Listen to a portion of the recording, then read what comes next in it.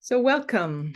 Holding happiness in difficult times. My name's Susan Young. I'm a mindful life coach. And I'm going to share a little bit of teachings. And of course, we know that Pema Chodron is one of the great masters or mistresses of how to be in joy in difficult times. She actually has a book about that. So if you want more in-depth teachings, I suggest Pema Chodron, although lots of great teachers bring us into this. So I'm pulling on Pema Chodron as well as Tara Brach and Rick Hanson's work. And one of the first things, of course, when I set the theme for today and for the next few weeks as we come together is holding happiness in difficult times. And we've talked about what is the difference between happiness and joy. So the first thing that many of the teachers said is if we can hold a belief that each human being on this planet intrinsically has a basic inner goodness.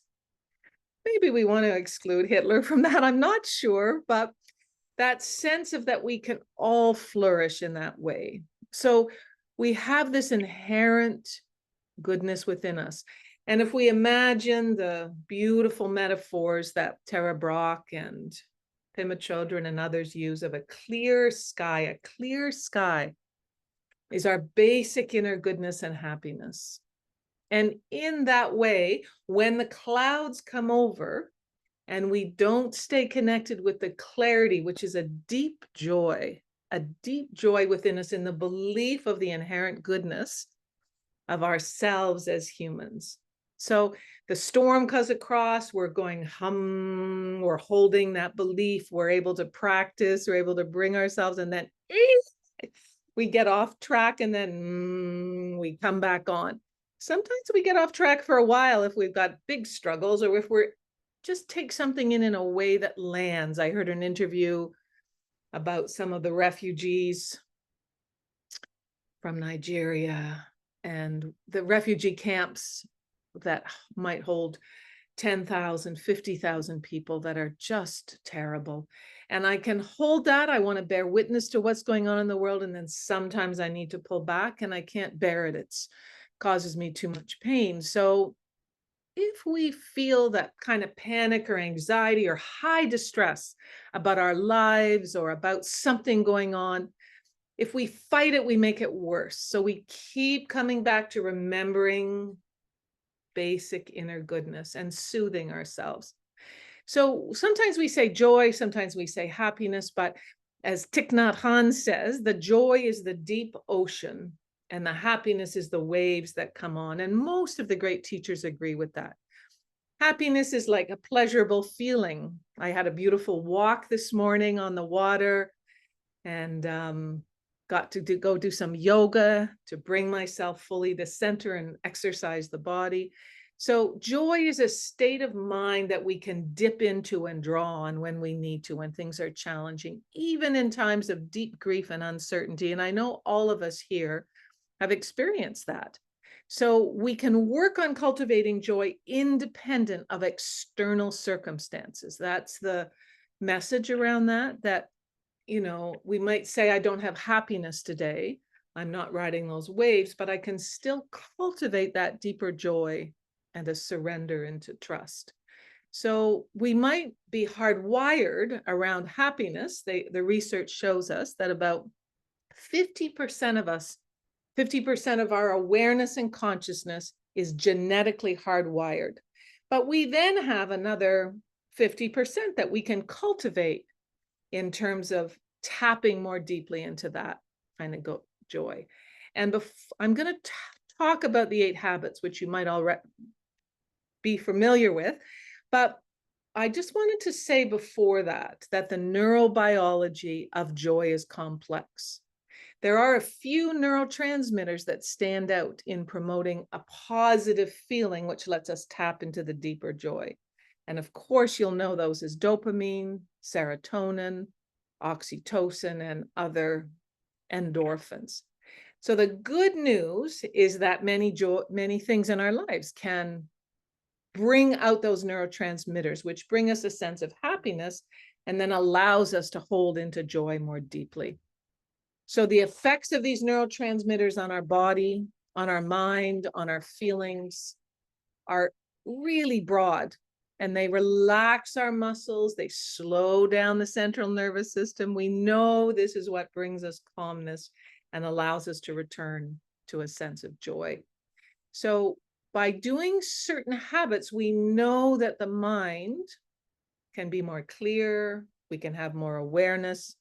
We can drop the frantic thinking mind. We can shift the feelings of whatever's going on.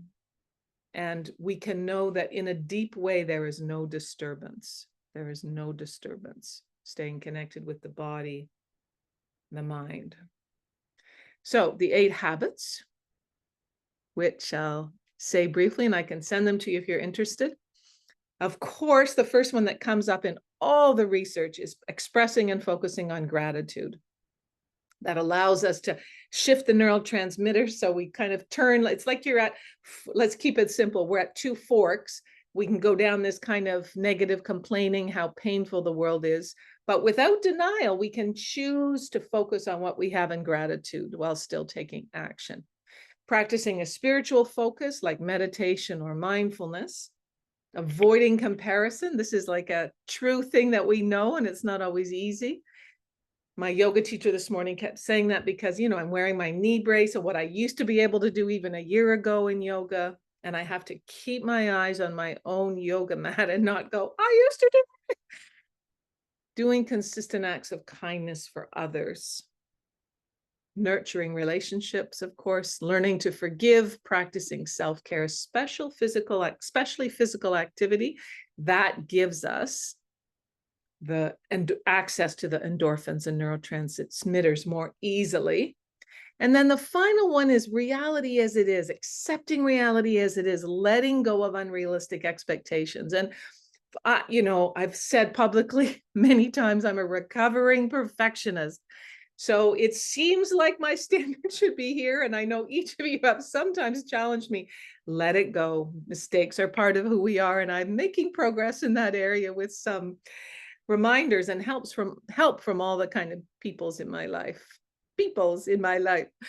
So regardless of the changes you make to your mindset, that ability to find the benefits of joy in our lives while still holding the sorrow. We don't have to ignore that path that takes us down negative anxiety, worry, fear, complaining, and we can keep choosing. Sometimes it takes a lot to choose that. So by allowing, it also invites longevity because our immune cells are strengthened by choosing to live in gratitude, building these neuroreceptors. And these interventions can help improve pain and relieve depression. I go into yoga and I can't do what I used to do. And I go into child's pose. I can hardly do it. By the end of the session, I keep going back.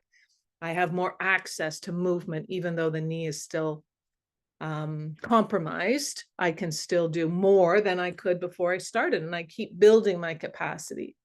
So joy. So I'd love to hear from you about what does it mean for you to be in joy and what's your path that invites you. And then if you want to share your barriers, you're welcome to, but you don't have to. So I'm going to stop recording first.